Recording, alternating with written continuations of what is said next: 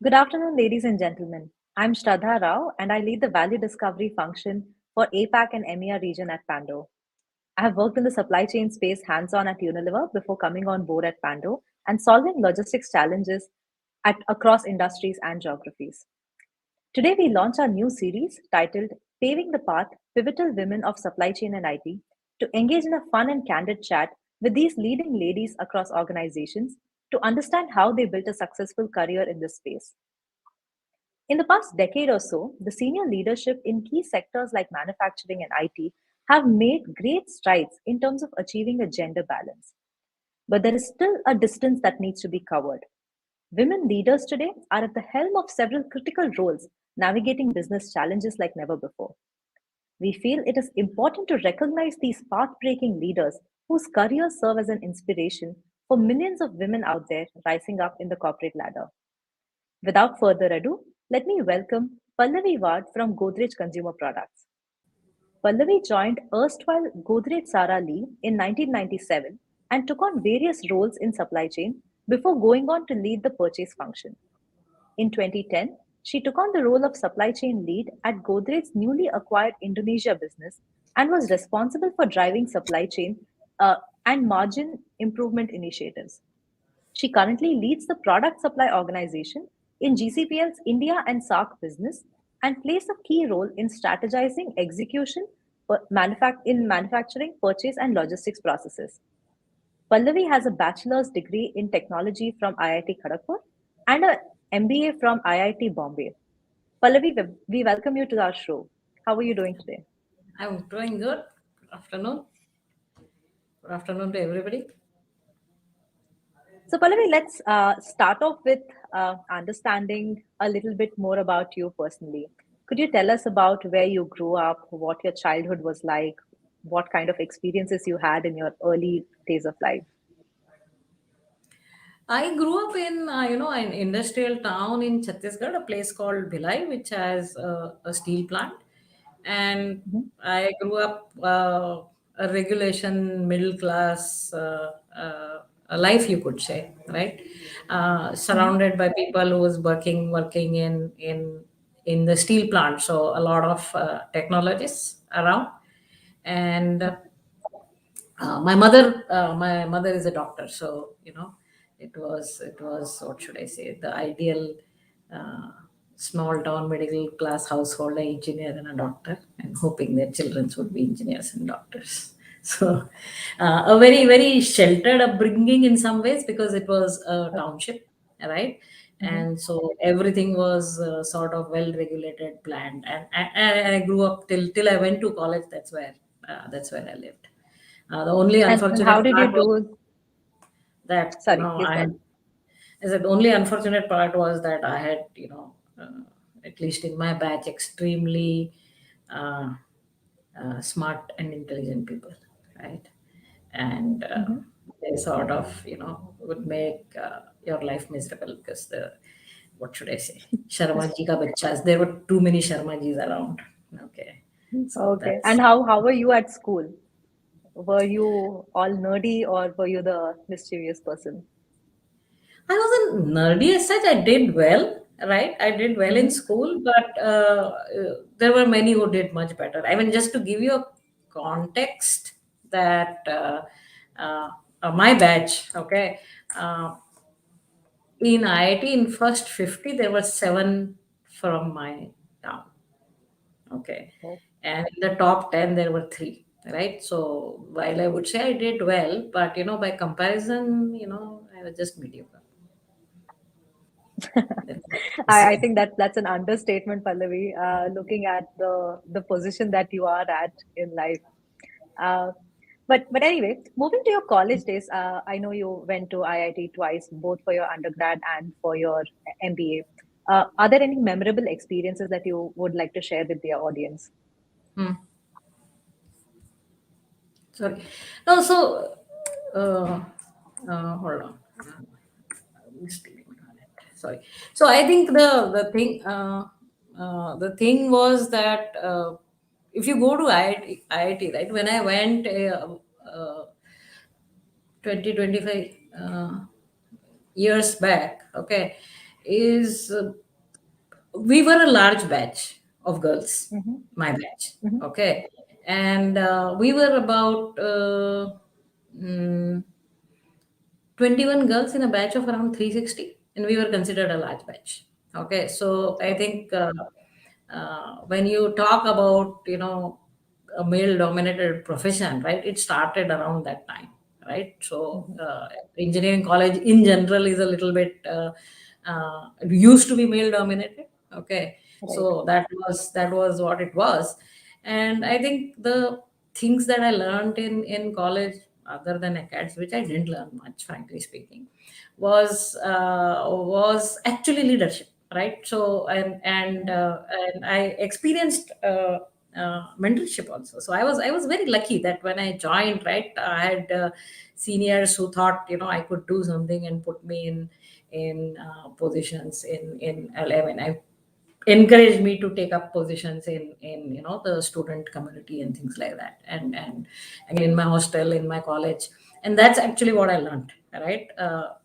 To get along with people, to manage people, right, when you are a peer, right? So I think those were some of the experiences that I had in Kharagpur. I had a very eventful final year where we had a lot of what should I say,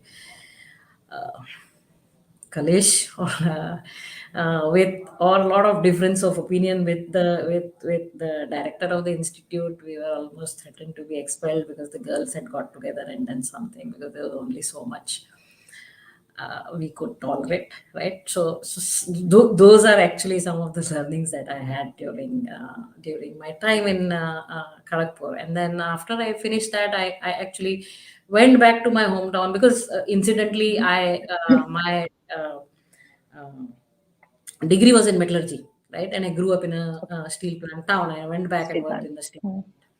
And then, after 3 years or so, I went to IIT Bombay, which had an MBA in operations. And at that point of time, would take only engineers. And again, I was one Mm-hmm. out of 31, right? So I had a lot of experience working in male-dominated areas, or male populous areas. Let me put it this way, because I Right. wouldn't say I allowed anybody to dominate me. For sure. Yeah. So, how did you get into the supply chain space?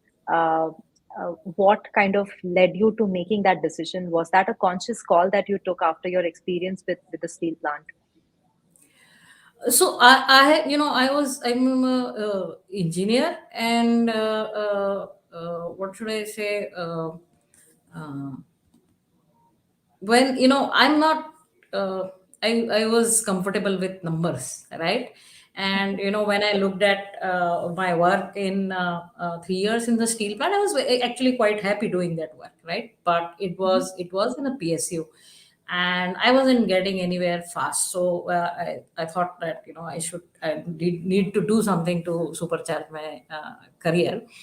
And I was happy working with numbers, and I was happy with my engineering job. So, and I think that's why I thought I should continue uh, uh, in operations. And that's how I got into, and that's why I think I chose to get into an operations MBA, because the MBA I did was specifically in operations, and that's how I got into supply chain.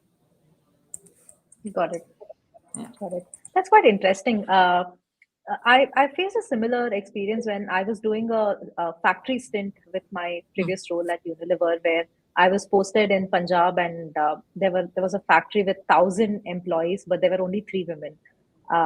And it kind of really took me by surprise, because working in corporate gives you a good gender balance, and gives you a good idea of what it is like to grow in your career as a woman. But uh, getting into a factory kind of an environment kind of really gave me the perspective of how important it is to encourage women to enter the workforce, and especially in fields like supply chain, where it is male populous, like you rightly said. Could you talk about some of your challenges that you have faced through the course of your career, where you suddenly found that this is an opportunity where women should be more forthcoming and should take up more challenges?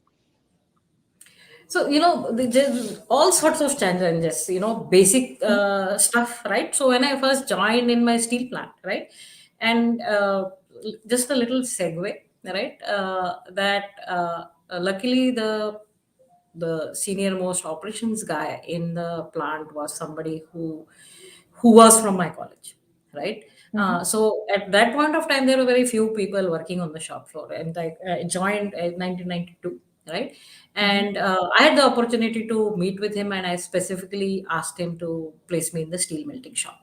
And you Okay. know, I think the other, by the way, the other what should I say, advice is that use your network wherever you can. So I was placed in the steel melting shop, and I think practically speaking, at least in that plant, and in my mind, maybe in India, I would have been one of the first, or if not the first person, first, let's say, a woman to work in a steel melting shop, right?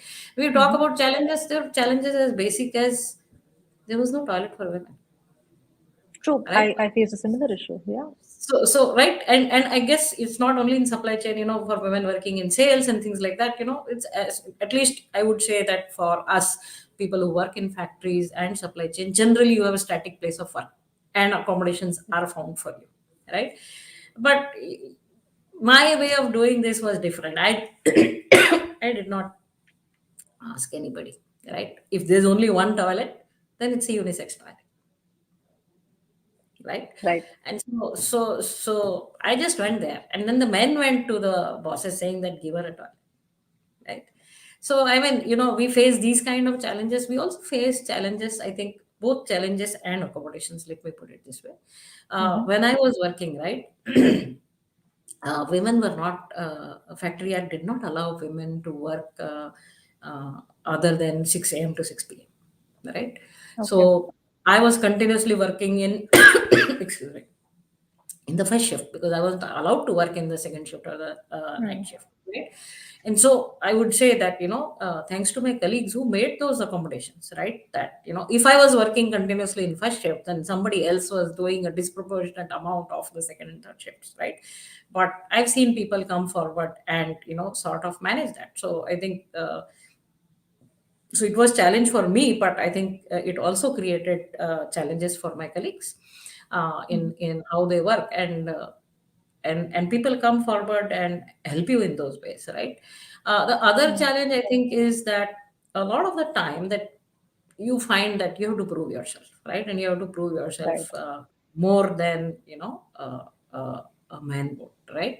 And especially where there are very few women, because unlike in any circumstances where there is a majority and minority, in this case it happened to be man and woman, but it can be anything else. Right. uh, a representative of a minority is a representative of the minority, is not a representative of herself or himself, Correct. right? So what you do, paves the way or makes it difficult for the people following you, right? Because in those kind of cases, if a man screws up, it's just, whatever, Rakesh or Suresh has It's screwed up, just him. right? Yeah.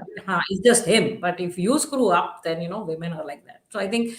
that's something that you face, and you have to call it out also at many times, because you see it happening in front of you and you need to call out. I think those are a few of the challenges, and if you obviously do a good job, then then you You get pave the way for recognized. other people, right? You get recognized, and you also make it easier for or at least you lower the, what should I say, reluctance that people have in many places for Hmm. Hmm. women to come in. I think those are a few of the challenges, but I've always found what should I say, found people coming forward and helping you, right? So Right. yeah.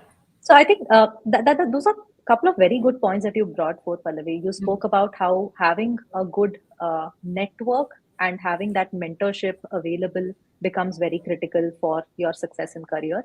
And secondly, you also said you have to stand up for yourself and make sure that you are paving that path for not just for yourself but also for the community that follows.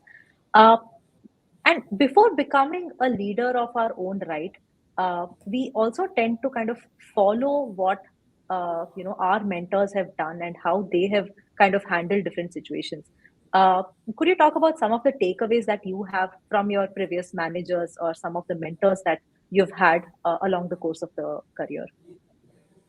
So I think find myself very lucky that I Mm-hmm. had bosses who really sort of supported me and who set me up for success and who took risks on me, right? And again, while we sometimes look at this from a very because this is we're talking about women, sometimes we'll end up thinking about this as man women kind of thing, but uh, all the bosses who supported me were men, right? And if you and I mean, they happen to be men, right? And if you had asked me if before I knew them, that I would have thought that these are, some of them are very conservative traditional men, right? Mm-hmm. But they took huge bets on me, right? And they were invested in my success, right? Mm-hmm. And unfortunately, when you're young, you don't realize that, right? So sometimes that's the other thing that, when I think back on my career, at that point of time when a boss was taking risks on me, I did not recognize it. Today I do recognize it when I have reached a different stage, right? Okay.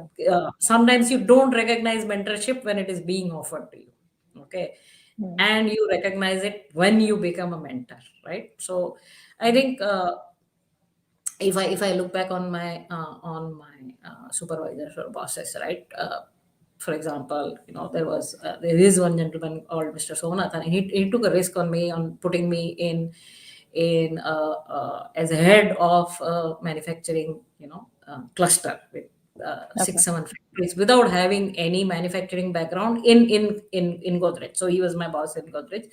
I hadn't had Mm-hmm. any manufacturing background in CPG in Godrej. I was making steel earlier. It had nothing to do with what I do Right. now, right? But he took that bet on me, right? And when you're young, you're optimistic. You never think that you will fail. So I was like, yeah, great, go there, do it. I will do it. But when I think back of it now, right?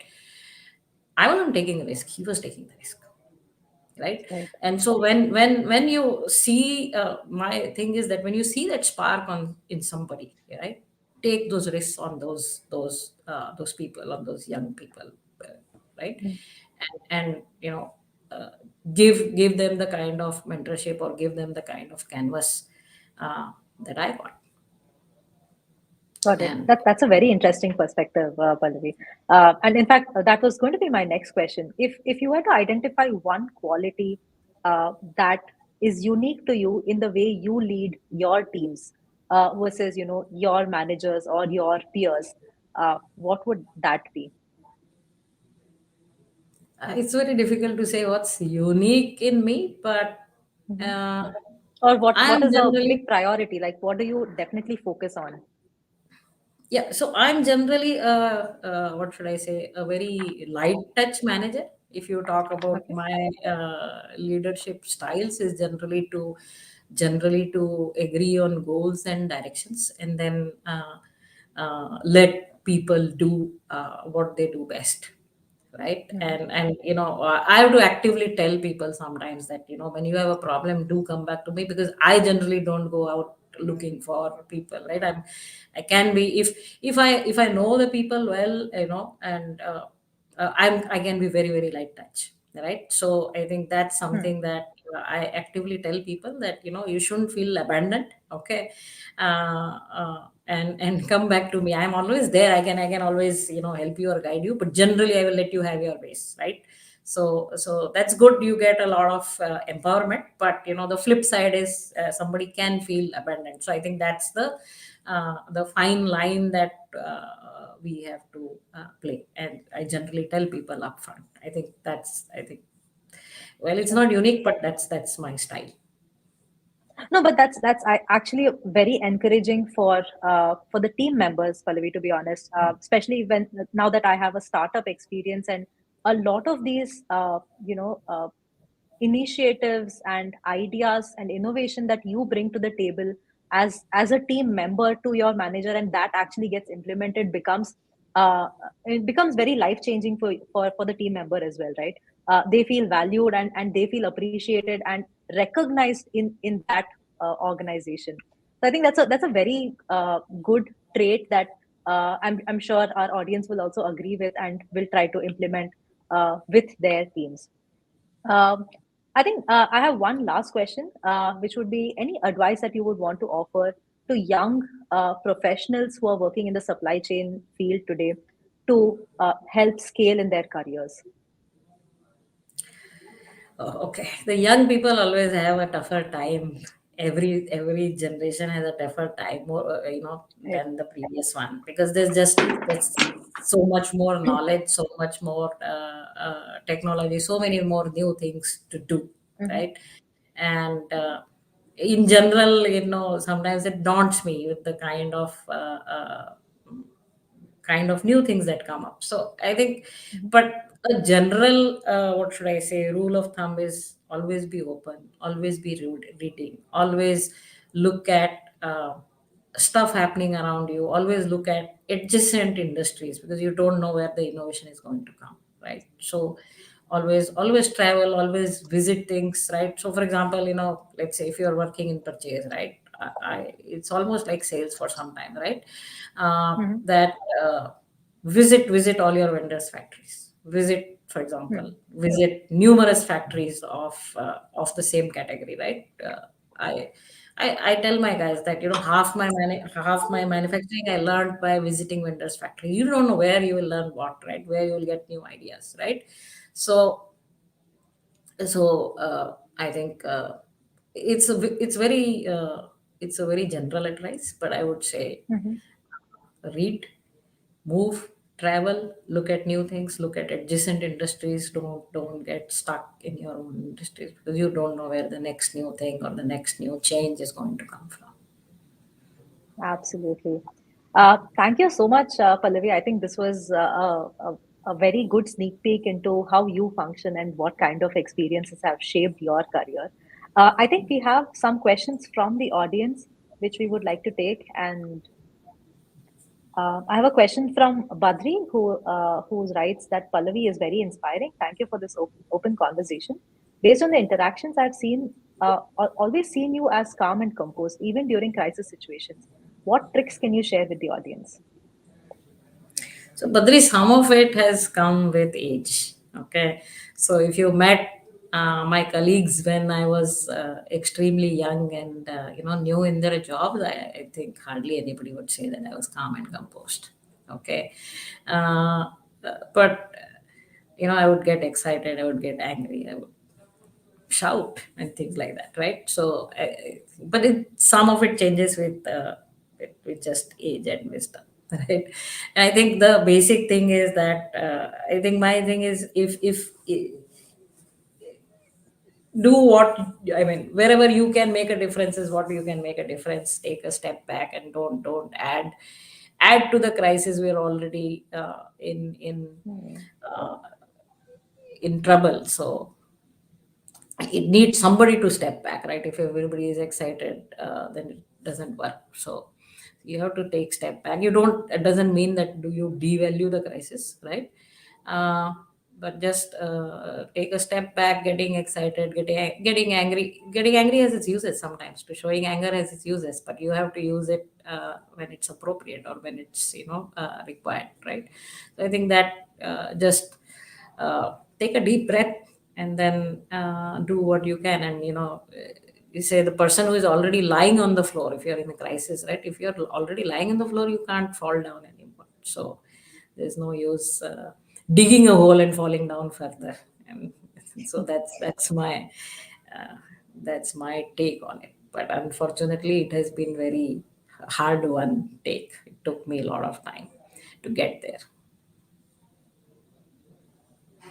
Yeah, I think Badri has responded saying that one of your team members, Neha, who all of us have interacted with, is an amazing leader as well. Oh, she's And an she sees, amazing leader. She's an amazing leader. She's been doing amazing work and great energy and great amount of work that she's doing. Yeah. absolutely. So I think that was the last question that we wanted to take. I would like to thank you, Pallavi, for joining us today for this fun-filled chat and giving a sneak peek into your life. I really enjoyed the conversation and learned from your experiences and gotten a couple of good advices for paving my career as well in this supply chain field. I would like to extend the thanks to the audience as well. And we'll come back on Crossroads with another episode with yet another supply chain leader uh, in helping the newer generation learn and grow in their careers. So thank you so much, Pallavi, Thank and we you. hope to see you all soon. Have a good Yeah, day. thank you for having me here.